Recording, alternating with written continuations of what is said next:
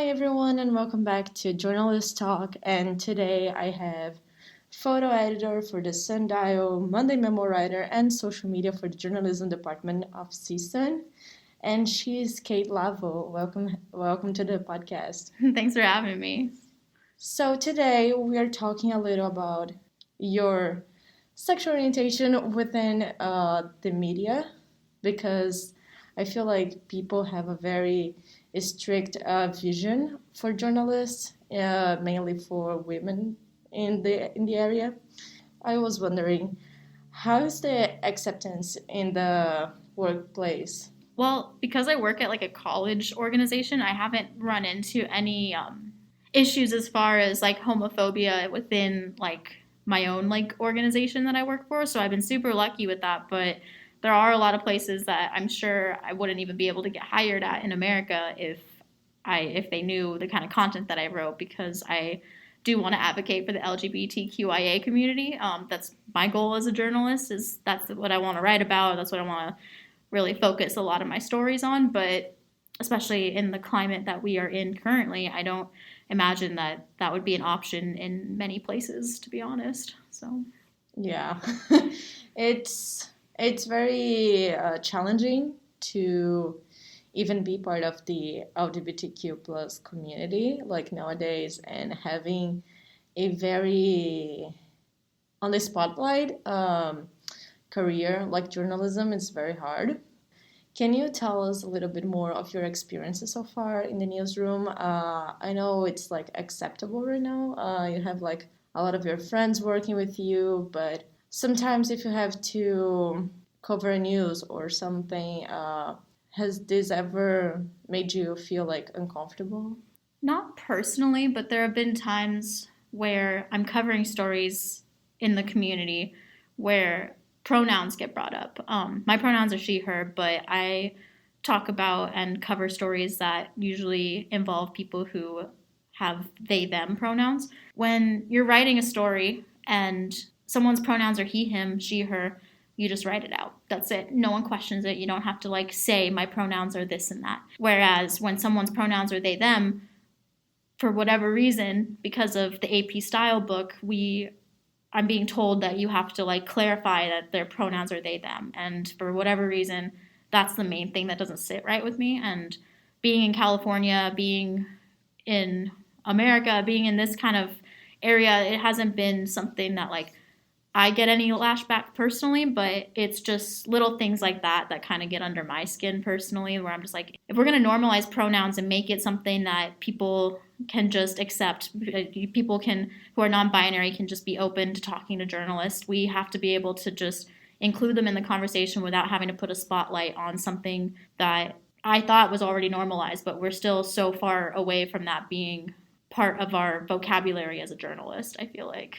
That's very interesting, because we are so used to do and she said, he said, and we never stop to think oh, we should put the they said. Right. For some people, yeah. Well, that's the thing too. It's if you're talking about a suspect, it is grammatically correct. If you're reporting on a story and you say something along the lines of, they said this, they did that, it's normal. It's in our conversation. It's in our vocabulary. So I just never quite understood why it was quote unquote incorrect to just use it, why we have to point it out, where it's just put it in, just make it simple, make it easy on everyone. If that's their pronouns, that's their pronouns. We don't need if it's not a crucial part of the story, we shouldn't have to spend time talking about that when there's other parts of the story.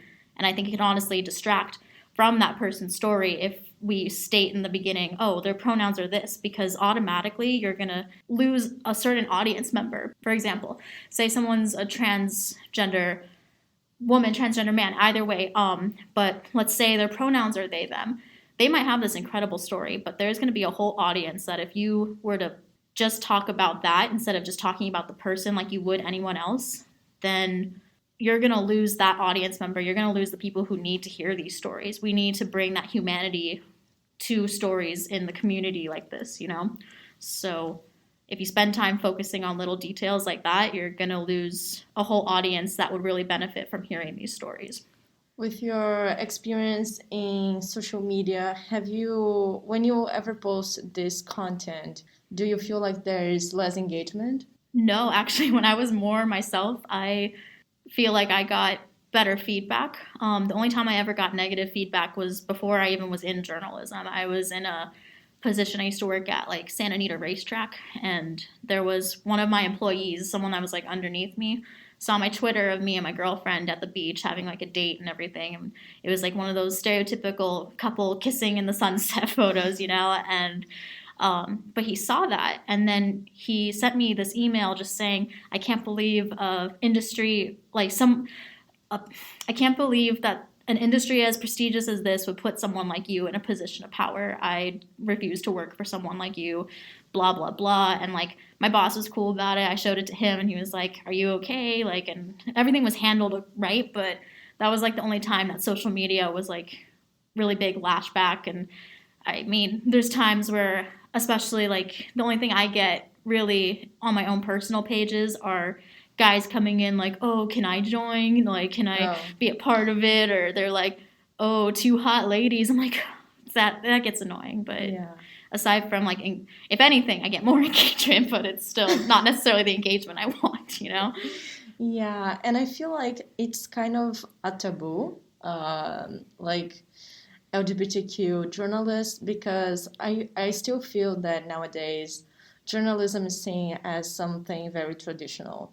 I know that we are like in the digital media, social media, we are reinventing journalism, but at the same time, I feel like most people view this as a traditional medium, and maybe that's why sometimes people are like, "Oh my gosh, that's shocking."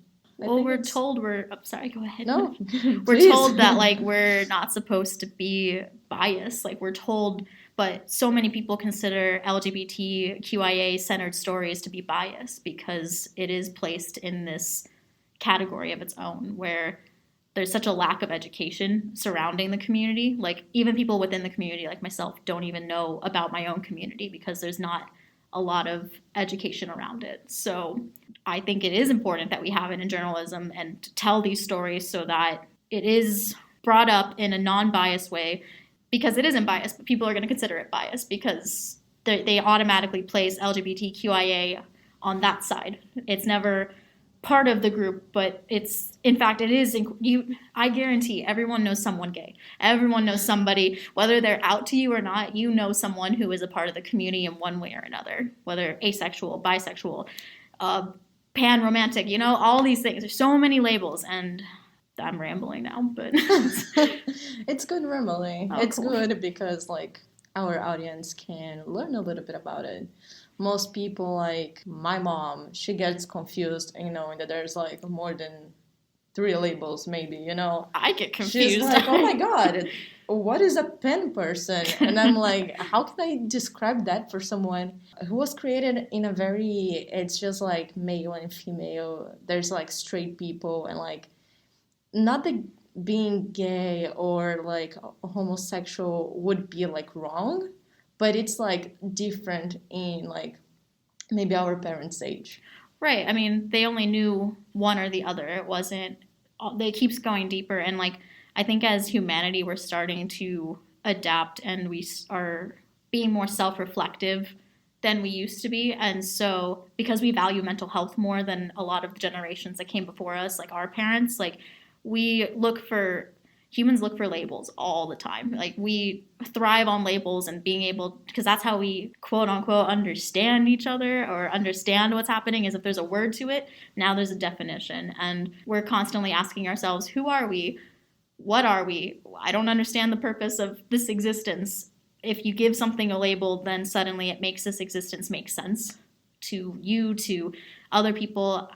Personally, I hate the labels, but people need them to be able to understand each other sometimes. And the reason that I feel like there's so many different like branches that go off in the LGBTQI community, why it keeps expanding. It started as just the LGBT, it keeps going. I'm losing track, honestly. But, it's cool to be a part of a community that has so many different parts, because it's a huge community and it's bigger than we thought. It was just you feel so isolated for most of your life. And so when you do finally find that community, suddenly it doesn't feel so small anymore. You feel like you belong somewhere. And you said that you don't like labels, but you have one in today's point of view. Sure. If there wasn't this label, how would you describe yourself? Oh, well, by the standards of today and what the actual labels are, because that's the thing. In order to like verbalize it, I have to say what the label would be. But technically speaking, I say I'm gay. However, I'm bisexual but homoromantic.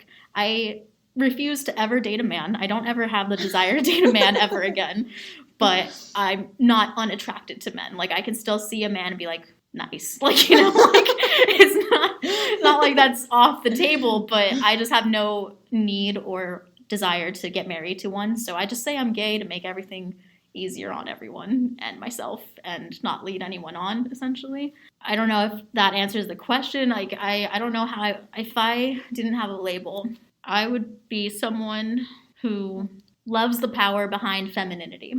I fall in love with those who are so sure of themselves and who, because there is this power behind femininity that our society has always pushed down, because I feel like it knows how powerful the feminine is. And that's why for so many centuries, women or anyone who is feminine presenting is pushed down and like told that they're not powerful, because if we knew how powerful we were, they couldn't handle it, you know? So it's, I don't know if that makes sense. The universe would be ours. It already is, and they don't know it. Like, we just gotta keep it up. We do, and they just don't. It's a whole facade, you know? Let them keep thinking that they're in charge, you know? Just the masculine energy. Not saying like men, but just masculine energy in general. Like. Okay, I must say that I really love your description. It's very interesting because, I don't know, all this feminine side that you said, the power of women, it's very interesting to think about it. And at the same time, you're not attracted. You are attracted, but you don't want the powerful man. That's Oh, but see, there is a power behind a feminine man, though. Like, the ones who have that balance within themselves, like the men that I'm attracted to are the ones that are not afraid to be themselves. Like, they are not afraid to own either side of themselves, where they have they're open to being emotional. They're open to letting their guard down and not letting those walls hold them back, because I don't think it's necessary. They call it like toxic masculinity, but I think I just feel bad more so than anything else, because it's not, calling it toxic masculinity is actually going to make that label worse for them, because that's, I think, the danger in labels. You're labeling it toxic masculinity when in fact it's just, there's a lot of hurt people out there that need extra support, and that's why they're behaving a certain way. So I don't like that, and I'm not attracted to that, but I'm attracted to genuine people who know themselves, essentially. So I love bisexual men. Bisexual men are the best. Like truly, they are literally like, I could go down a rabbit hole. I won't go down. Okay, bisexual guys, you guys are amazing. You are. I love that for you. Like, well, and in the media, like I said, we don't see much of that, or even journalists saying their sexual orientation and etc. But do you know any or have any idols or inspirations within the media? You know, it's true that it's not something that people really talk about much, because they kind of keep it separate from their own careers. I mean, I don't know if it counts as journalism, but like, I love Kate McKinnon's social commentary. I think she does it in a way that is both humorous and,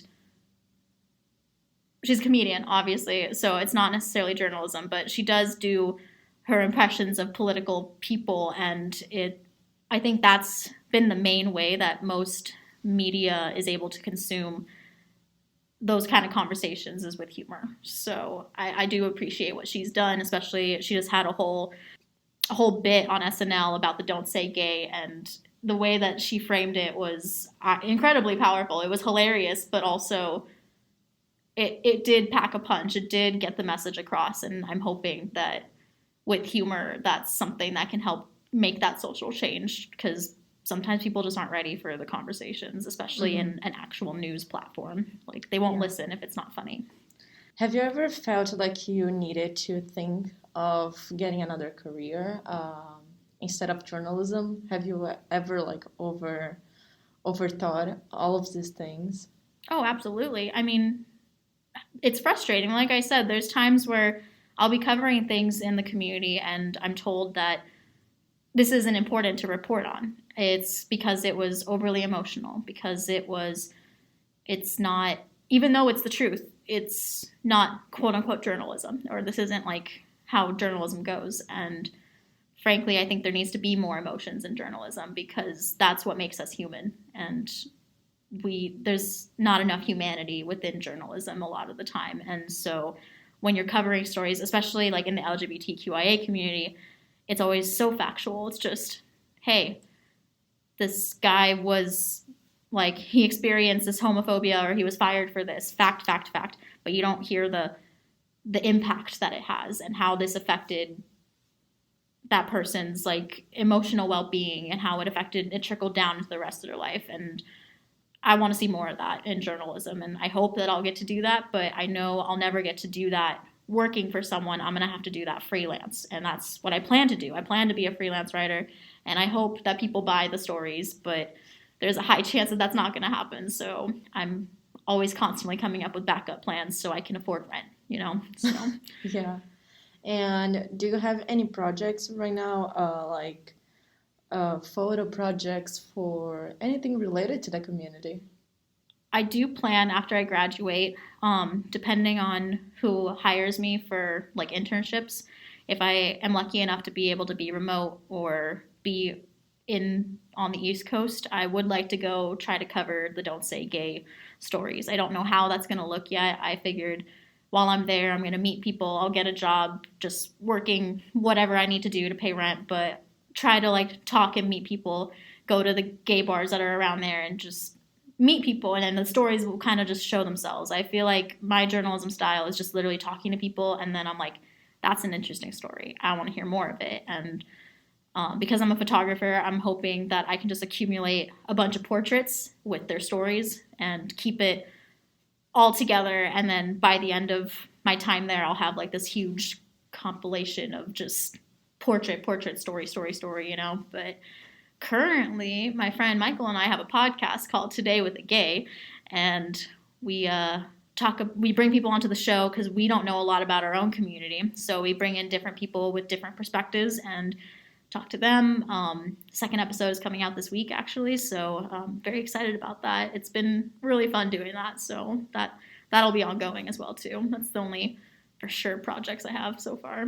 That's very interesting, and I bet that there's going to be people here that doesn't know what Don't Say Gay is. Could you explain to them a little bit? Sure, yeah. So in Florida, this year, they passed laws saying that they can't teach or talk about sexuality in school, but the way that they framed it was basically in a way, you got to protect the children, like this is, like you can't talk about these kind of things to children, and I agree. However, you are isolating it in a way that now it's just attacking gays, but as opposed to just protecting their innocence, where it's like, okay, if that's the case, you can't talk about, because anyone who is, basically it's erasing gay from history books. It's erasing, if someone had a wife or a husband and of the same sex, then they don't talk about that. And that's something that can be really damaging to people, because especially like when you're a kid, like you don't, like when I grew up, I didn't know about anyone who was historical, who was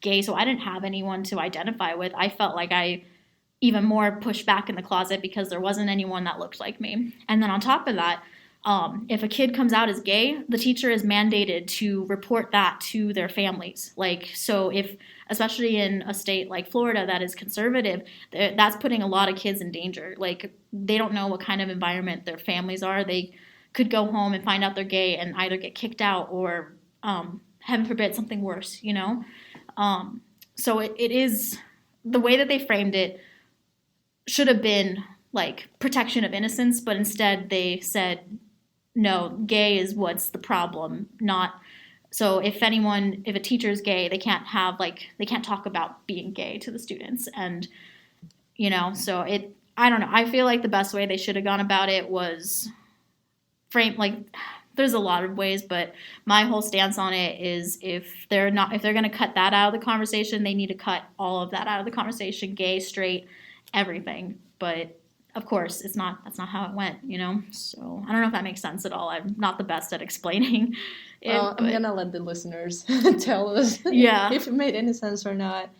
And I really hope it did, because I got a better understanding about it. I reported on it a few times on air. We have a story that was about that, but it's like I always say in all of my podcasts, it's very interesting to hear from someone that it's close to it. It's close to the subject matter, And I know that you've written about online dating and how hard it is to be gay in your case, and I was wondering, is there a story that you really want to cover, it's been a while in your head and they want to do it? I have a lot. So many. Oh, that's the problem. Too many to cover at once.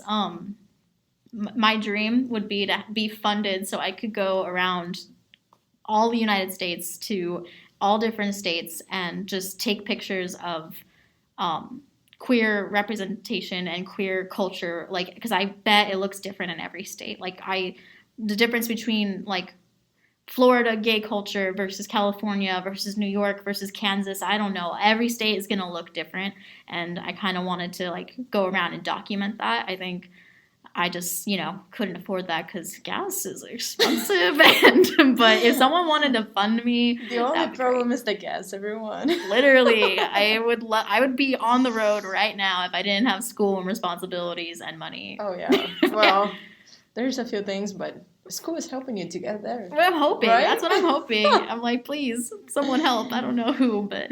And so we can wrap up. Can you tell us a story that you covered that had a major impact on you? Yeah. Related to the sure.